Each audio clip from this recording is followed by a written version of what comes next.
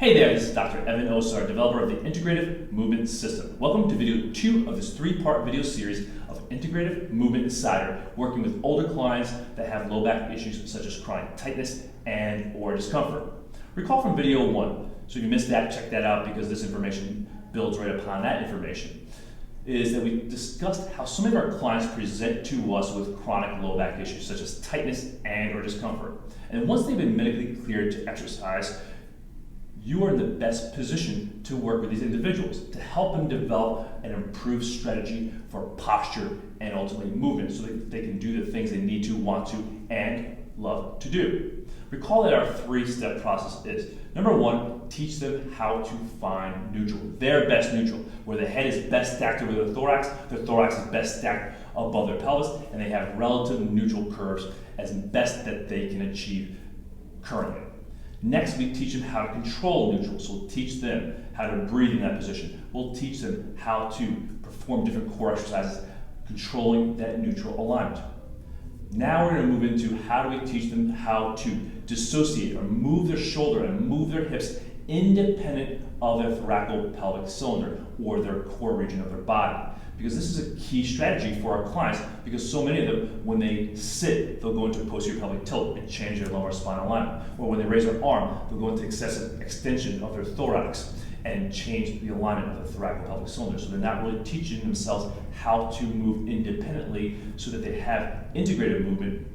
So the couple patterns we'll look at in this video are really going to help our clients develop that awareness of where neutral is, how to control neutral, and then how to move their limbs independent of their trunk. Because that's an important strategy once we teach clients how to start to integrate movement and make movement more efficient and effortless, is that ability to move their limbs, dissociate their head, their shoulder, and their hip independent of their core. And ultimately, in the next video, we'll look at how do we teach them how to dissociate their thorax from their lumbar spine and pelvis.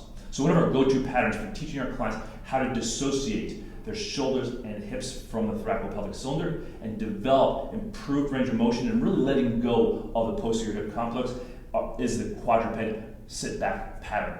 And we developed this or modified this from a traditional rock back pattern because we noticed our clients weren't doing so well. They didn't have enough range of motion in their hips. So we modified this by we're going to elevate the upper body onto these steps, or if they're doing it at home, they'll elevate their arms onto a chair to give them a little bit more range of motion and give them the ability to better align that thoraco-pelvic cylinder. So here's how it looks. We'll use a pad for their knees just so their knees are a little cushion on the floor.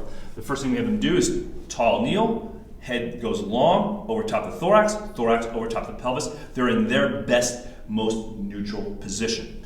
Then they'll lean forward, placing their hands upon the steps. So we'll have them take a deep breath in this position, and as they breathe out, they'll sit back into their hips, so they're widening through the sit bones. They're maintaining that thoraco-pelvic cylinder alignment. They're staying long through their head, so they breathe in here, and then breathe out as they sit back. They're also gently pushing the steps that direction towards the wall, because that will allow them to engage their scapular stabilizers and also allow them to sit back further in the hips while maintaining that neutral alignment. So they breathe in to come back upright. So they breathe in and then breathe out, relaxing through the hips, sitting back as far as they can where they can maintain that neutral alignment, especially of that lumbar spine and that rib cage over top of the pelvis. Breathing in and then breathing out, pushing gently that direction, steps towards the wall, breathing in and then breathing out, sitting back. Commonly, our clients will lose range of motion, or they won't understand where their available range of motion is. So what will happen is, as they sit back, they'll quickly go into that posterior pelvic tilt and lumbar spine flexion. So what we want to do is just reposition them. Long spine, get the thorax over top of the pelvis, get the pelvis to kind of be more relaxed, get their hips to be more relaxed.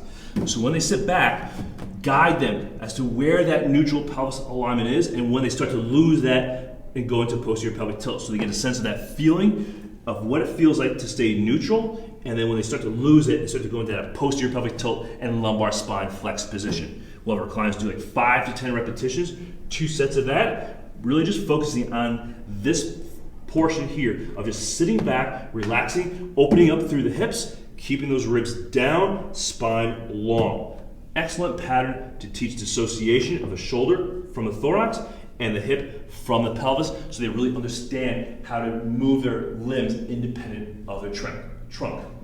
The second pattern we'll do is pullover pattern. Another excellent pattern to teach our clients how to move the shoulders independent of the trunk and spine. So we go into the modified happy baby position. So we'll support the legs up on the steps. If they're at home, they'll support their legs up on a chair. They'll grab a light weight, support the head so the head's as neutral as it can be over top relative to the thorax and the pelvis. From here, they'll take a deep breath in, and as they breathe out, their arms will come back overhead. So they'll breathe in to bring the weight up over their chest, and breathe out to bring their arms back overhead. The whole time, they should be in relative neutral alignment, or their best alignment, their best neutral alignment, where the rib cage is stacked over top the pelvis. Their head and neck are the most neutral, so again, they may need support underneath their head. They'll breathe in, and then breathe out as the arms go overhead. Breathe in to bring it back up, and then breathe out with no motion of their trunk and spine. So you're teaching them how to move the limbs, the arms, without moving the trunk and spine. From here, they can also go into leg slides, so they can start to learn how to move their legs independent of their trunk and spine. So again, from here, we'll do leg slides, or they can lift their leg up and put it back down, lift the leg up, put it back down, again, with no change in alignment of their thoraco-pelvic cylinder, no change in their breathing. They can alternate legs, so they can do almost like a marching, but there should be no change in their alignment, no change in their breathing. They should maintain that neutral alignment and use very low effort. So it should be a relatively low effort position. They can monitor their position, so when they go home, they know how to monitor their alignment, so they can feel for when they're lifting their legs and rotating, or flattening their back down to lift their legs, or arching their back when their legs come up. So again, it's really important that you teach them how to maintain that alignment, that neutral spine alignment, as they're going through these patterns. So just a couple simple, easy patterns. Some of our go-to patterns we use with our clients to teach them where neutral spine, neutral alignment is. Neutral spine alignment, neutral thoraco-pelvic cylinder alignment. And then teach them how to move and dissociate the shoulders and the hips from the thoraco-pelvic cylinder.